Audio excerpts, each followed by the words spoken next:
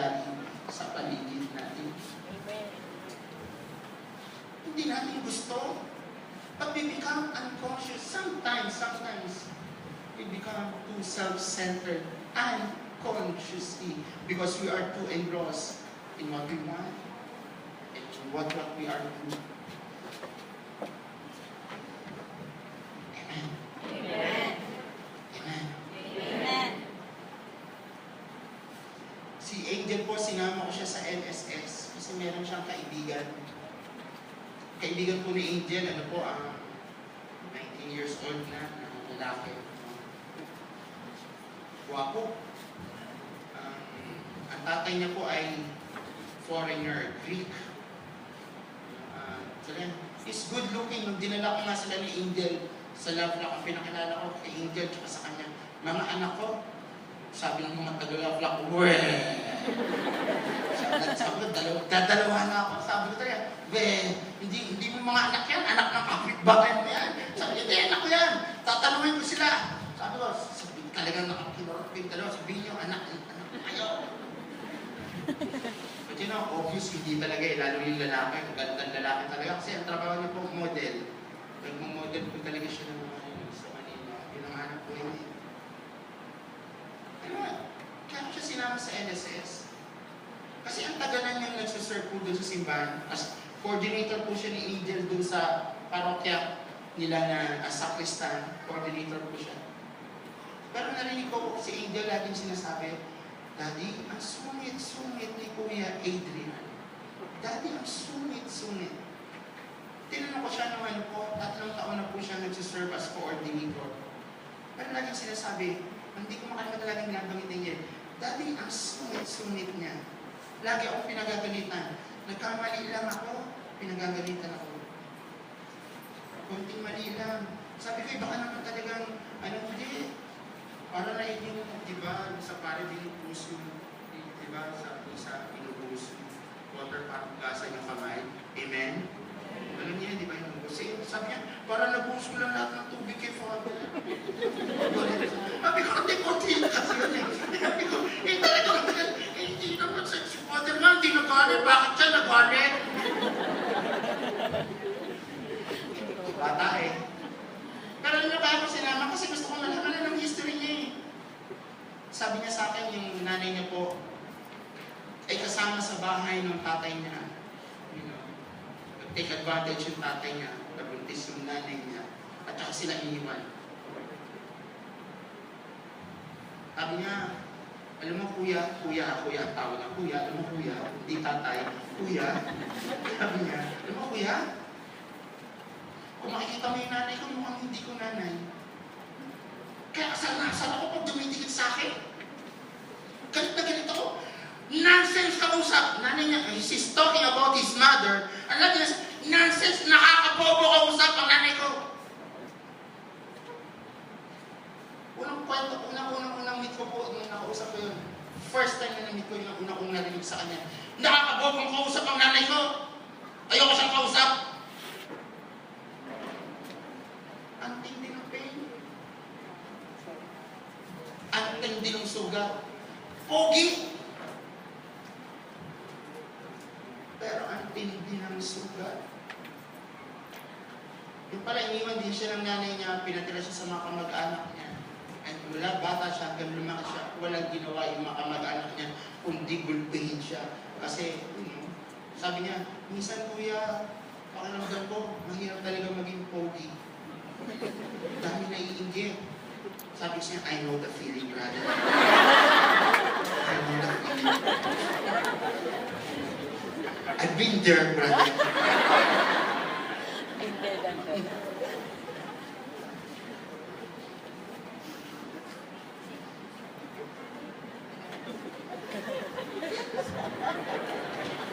Kasi na yun naman.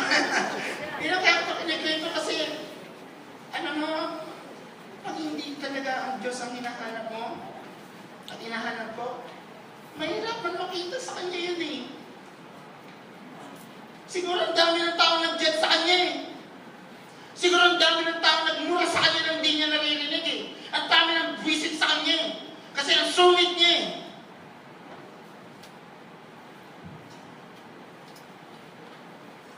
hindi mo talaga nakikita ang Diyos sa kapwa mo eh. Mahirapan talagang magawa ng mabuti. Amen. Amen. Amen. Amen. Nung sinama ko po siya sa golf block, tapos sinabi ko sa kanya, hindi ka, upo ka dyan. Ano niya, nung po siya sa LSS, one day lang naman yung youth LSS, one day lang. Was designed really for youth. Hindi siya nakikinig talaga, talagang nakatingin lang siya sa malayo. You know, sabi niya, kuya, narinig ko na yan, alam ko na yan eh. Hindi ko na kailangan marinig yan. Tapos, you know, pagka may nagtatok, lumalabas siya, sabi niya, CCR lang ako, tapos gano'n siya sa labas.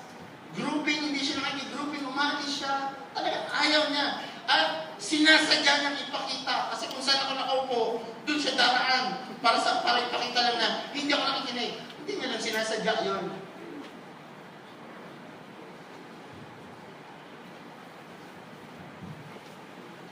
Buti na lang may Holy Spirit.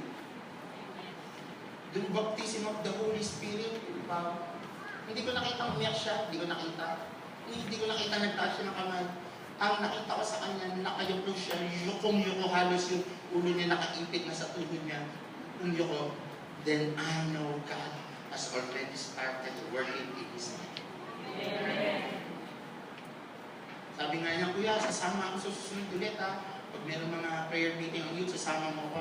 Oo, sasama kita. Huwag kang mag-alala.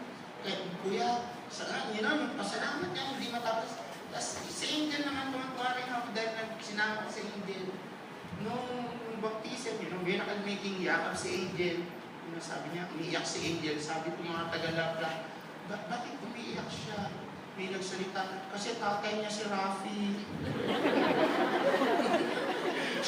Sabi ko, serious to usapan.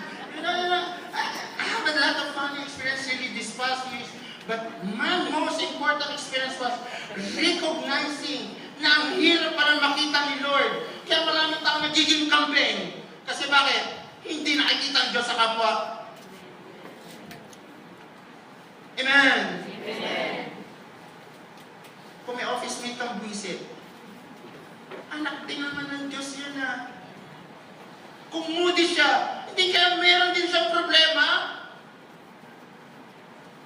Kung pumapasok sa masungit, hinihiram lang yung ballpen niya. Wala daw, nandun lang. If you have experiences like that, sana makita mo na siya rin baka may sugat na nangangailangan ng Diyos. Baka maging kambing tayo sa kanya eh. Paano nga tulog na kambing? Alam niyo talaga. Testing ko lang kayo eh. Alam niyo talaga. Sana marinig mo yan. Pag every time nagsusungit ka, doon sa dapat mong sungitan, yung pakaramdam mong dapat sungitan, sana marinig mo.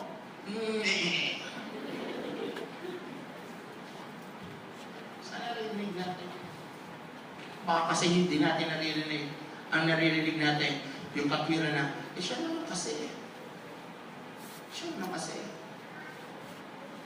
Sabi nito ni Lord, nabubutom ba ako? Pinakain mo ako? Nabubutom sa pagkain. Baka naman hindi nabubutom sa pagkain. Baka nabubutom sa pagmamahal. Nung nauuhaw ako, saan? Sa mga tao makakaintindi sa akin. Bakit hindi mo rin ako binigyan ng pantawid uhaw ko? Nung nakakulong ako sa sarili kong mundo dahil nasasaktan ako, baka hindi ka man nang dumalaw, inabot yung kamay mo sa akin. Pagkus pakiramdam ko, tinataboy mo pa ako.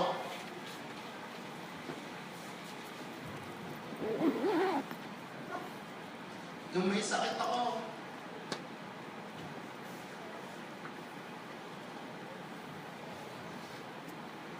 at hindi nakapasok. Baka nang yung usapan sa opisina, ay salamat, absent siya.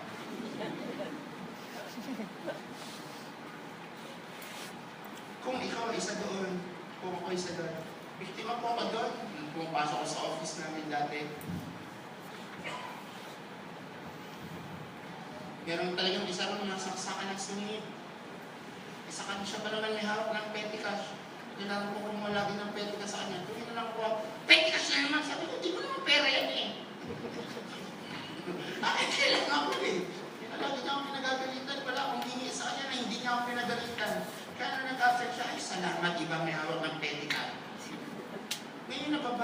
gospel na to, nakita ko sa sarili ko. Oo na, baka may problema siya sa anak niya. Baka may problema siya sa asawa niya. Baka yung asawa niya, pag binibigyan niya ng pera, winabalbas lang. Kaya unconsciously lumalabas sa opisina. Wala akong kamalay-malay. Tapos wala akong ginawa kundi husgahan siya, ikwento siya sa iba, ang sungit niya, ang pangit ng ugali niya. Nung binasa ko itong gospel na to, yun ang unang mga reflection ko eh. Nakita ko yung sarili ko na ang layo-layo ko pa sa paghihinto pa.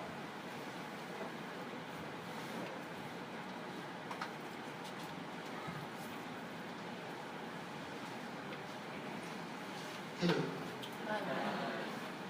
I hope after the gospel challenges us, not only umiwas sa kasalanan,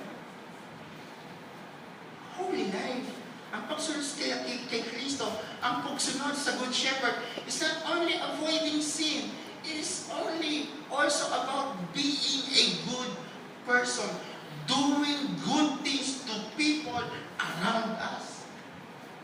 Amen. Amen. Amen. Amen.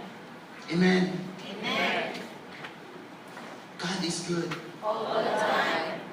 and all the time. God is good. Yan yung challenge sa atin. Yun yung binibigay niya sa atin. Na ano, hamon. Alam niyo po, naikwento ko sa inyo, lumipat na ako ng bahay. Masaya-masaya po ako sa tinitiran ko. A week after, nung paglipat ko, wow! Pag uwi ko po ng gabi at sesa ko, galing ako sa law flight. NSS yata, ang pinanggalingan ko. Kaya ang sesa ako, umuwi.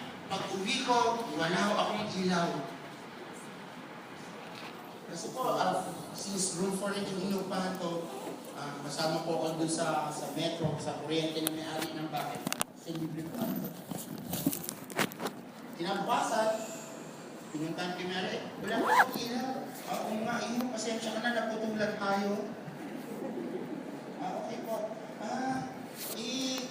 Magkano ba yung naging problema? Bakit may ko rito? Kasi tatlong buwan, tinangay yung metro. May pera ka ba dyan? Wala akong pangkulang gano'ng kalaki. Pero, ito po, may konti ako, pandagdag nyo na. 2 weeks, walang ilaw. Kaya parang akong nasa sound video. Pumayat di ba ako?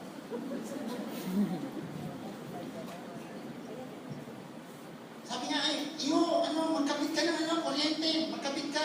Ano po? Hindi, baka naiinita ka sa gabi. Hindi po, ang lamig sa gabi. Hindi, magkabit ka. Hindi po ako magkabit. Hindi po talaga. Ayaw po. Okay ka lang? Okay lang po ako. Nung una, alam nyo, minsan naisip ko, pag mag-isa, mag-ilaw. Pero naisip ko, nung walang ilaw, buti na lang mag-isa ako, wala akong intinding anak. Kasama ko si Angel, ako, kailangan ko makikabit ng kuryente. Baka mapahiya ang Diyos sa akin, mapasubo ang Diyos. Ang laki ng pasasalamat ko sa Diyos, na mag-isa lang ako, matitiis ko yung init. Problema ko, kasama ko si Angel, hindi ko siya matitiis. Alam nyo, sabi sa akin ni Lola yung pasera, Father na ang tawag talaga sa Father. Pag-pray mo ako, Father na maganda ka ng pera. Wala, telepon mo. Happy ako sa kanya. Yung tindahan katapat namin, bumibili ko. Sabi ko, may loan po kayo. Wala kami loan, Father. Sabi ko, Father. Dahil sa kuryente, hindi ako nagsaksak.